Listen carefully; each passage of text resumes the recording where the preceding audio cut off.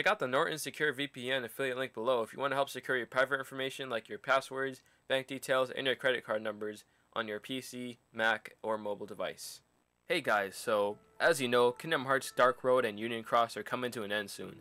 Now, I've already tried out Union Cross and I've decided that I'm not going to try to catch up on all 600 plus missions. But then I remembered that I never tried out Kingdom Hearts Dark Road. I figured that this is the perfect time to catch up since it's not only a smaller experience, but I also really wanted to see Xehanort's backstory. While they didn't spend too much time on it in Kingdom Hearts 3, I'm glad at least it's here. So I want to make a little video series where I talk about my experience through each episode from a story perspective and from a game perspective. Then I'll be caught up in time for the finale in the 4th episode. If this format does well, then I'll extend this review series to the entire Xehanort saga, from Kingdom Hearts 1 to Kingdom Hearts 3 and everything in between. And I'd also stream the whole playthrough on my Twitch, so definitely let me know if that's something you'd like to see. Alright, so since this is the first episode, I'll need to explain how this game even works. This is a mobile gacha game, so it has a very grindy structure. I'll use the main menu screen to explain how the game works. So the player will have a party of 3, Xehanort, Ericus, and another party member that you're allowed to choose. Throughout different worlds, you'll go on missions. There's only 2 different types of mission structures in this game. There's the world battle, which is pretty much just an endless survival mode, where you fight Heartless till you die. You can also quit anytime and walk away with your current earnings. There are also the real missions, which are the quests. In these quests, you have a set amount of enemies with a boss at the end. If you can survive and beat the boss, you'll win and advance the game. Sometimes when you start a mission, you'll be greeted with a cutscene, which is where we'll get the story. Episode 1 has 20 missions, so it's not as bad as Union Cross where you'd have to do like 50 missions just to get a real story cutscene. Also, sometimes you gotta reach certain requirements before advancing to the main quest, like defeating 100 enemies or collecting a certain amount of BP. Alright, now that we know how the mission structure works, how do you actually fight? Well, the battle system is pretty simple. You'll have a deck of cards, and you'll choose 3 cards to perform an attack. Each card has an ability, which can range from a regular attack to buffs, magic, items, and special moves. When you put your 3 cards up, it'll select the ability of the first card you put, so choose wisely. Also, the reason you gotta put up 3 cards is because each card has a color. And if you match up 3 cards of the same color, it'll make the attack stronger. Now, if you run out of cards, you just gotta tap until your deck gets restored. There's also another mechanic where, if this yellow gauge builds up, then every attack will have max power regardless of the color combinations. Now, as for your other party members, you don't control them. They have a special ability, but are also able to give you heals and do normal attacks. They're mainly there for support since you're the only one that can actually take damage. The battles are in a turn-based combat, but they're actually still in real time. With Dark Road, we see the return of the active time battle, where the time gauge determines when you get to perform an action. However, it doesn't take away your menu, so you can put in your future commands in advance, so it's really fast-paced. When you defeat an enemy, you'll get BP and materials. The BP can be used to either level you up, buy items, or they could go towards synthesizing accessories. Be prepared to grind a lot for this. You'll also get some passive stat boosts by filling out your card collection and by filling out your enemy album. Now, before I get into the story, I gotta say that this gameplay is kinda alright. It reminds me of Chain of Memories a little bit. I like that it isn't as tedious as Union Cross where you gotta hop into a world, then come back out just to hop back in again. I also like how there's no energy system, so you can play as long as you want. Now, I did say this game is really grindy, so let me tell you what I did to make things more manageable. 1, I changed it so that you only need to tap to attack instead of swipe. 2, I put the healing requirements up pretty high, like up to 80%.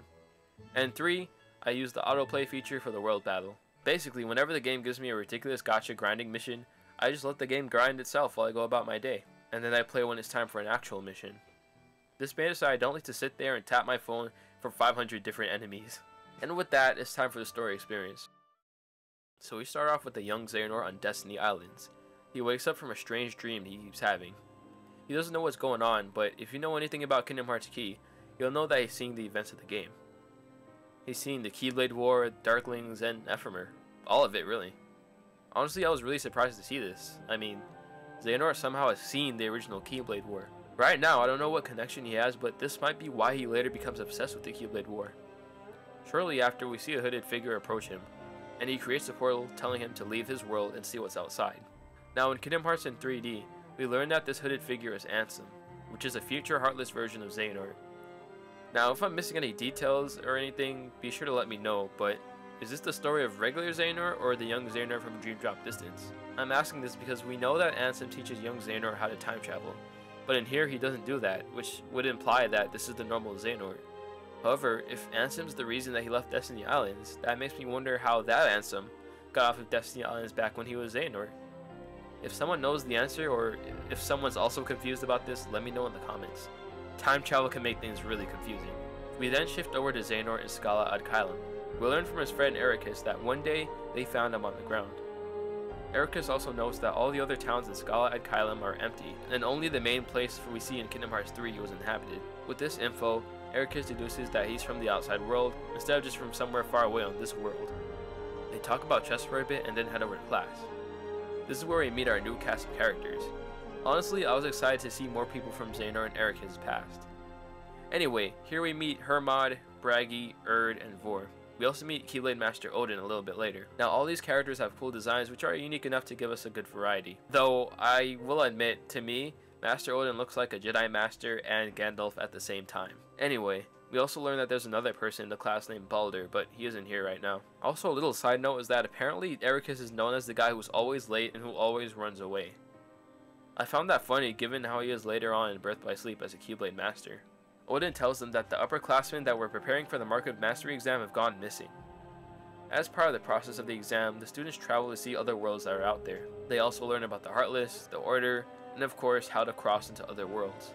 However, something went wrong and the upperclassmen went missing.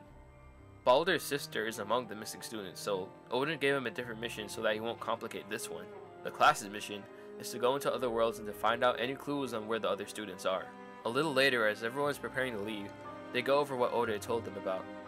They talk about how all the other worlds used to be connected, but the Keyblade War caused them to not only be separated, but it also caused the worlds to, in a way, reset and rebuild itself. They're all rebuilding at different rates, and they all have their own flow of time. However, they're now rebuilding with the presence of darkness. This makes me wonder if all the original Disney stories were taking place back in the age of fairy tales. But then when the Keyblade War happened, it caused them to have to reset.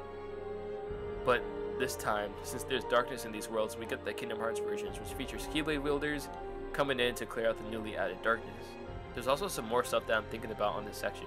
Are a bunch of young Keyblade wielding students the only people Odin can send out to find his other ones? I mean, is he the only master, or they can't send their parents to find them?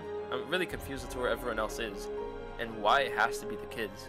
Maybe there's a reason that Odin picked him, but I'll have to wait and see in the later episodes. Lastly, do you guys remember when Aqua and Terra were gonna go travel out to other worlds? Ericus said that this could be another chance for Terra to reach the rank of Master. Was this because he was on a similar mission in the past? Let me know your thoughts on this. Alright, so next some of them ask Xehanort what they should expect because he's from the outside world. It sort of felt like Xehanort was in charge of this operation. Clearly everyone trusts his judgment here. They then break into two groups. One group is Xehanort, Ericus, and one student if you're choosing, and the other group is the leftover students. It doesn't really matter who you choose here because you can swap your third member anytime. Anyway, they all get into their Keyblade armors and set out on their journey. Xehanort's team ends up in Agrabah, and shortly after they're attacked by Heartless. When they take out their Keyblades, we see a new Keyblade design that's being shared between them. I really wish we had a name for these new Keyblades, but I'm assuming these are just like training Keyblades or something. Pretty solid design. Looks like a different version of Starlight, which served the same role in the ancient era. After they take on the Heartless and explore the town a little, they note that there's no people around. It's then deduced that people reform last in the process, so right now it's just Heartless roaming Agrabah. However, they notice something weird when fighting the Heartless. Emblem Heartless are roaming around. We learn throughout the series that there's Pure Blood Heartless, which is just pure darkness, and Emblem Heartless that were actual people at one point. Emblem Heartless are not supposed to exist yet. There was a huge surge of them when the scientists Xehanort started making them, but there's literally no one here to turn to Heartless. They only know that these kind exist because of the Book of Prophecies. Now, since they know about it, and since they most likely have it, Odin might be a descendant of the Dandelions. As of right now, the ending of Union Cross isn't out, so we don't know if he's Brain's descendant or if they got the others out of the Data Daybreak town. Anyway, they then encounter a strong Heartless. Luckily, they're able to win, but they figure it was only because they were in groups of 3. After the battle, they go back to Scala and meet up with the others. They all wonder what they should do. If the Heartless keep coming back at that strength, then they could be in for some serious danger. Before they get the chance to tell Odin of their findings, Xehanort and Ericus say that they shouldn't. Xehanort rallies them up and tells them that they're Keyblade wielders and that they're just as determined as their upperclassmen. This inspires the class and they decide to go out once again. They say their goodbyes and set out once more. That's when we see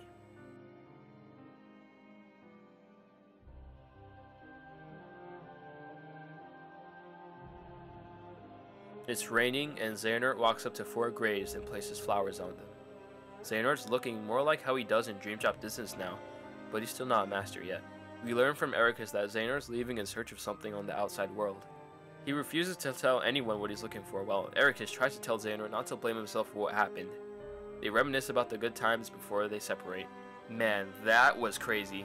This is like if Deku from My Hero Academia rallied his class to take on a difficult task, only for most of them to die in the process.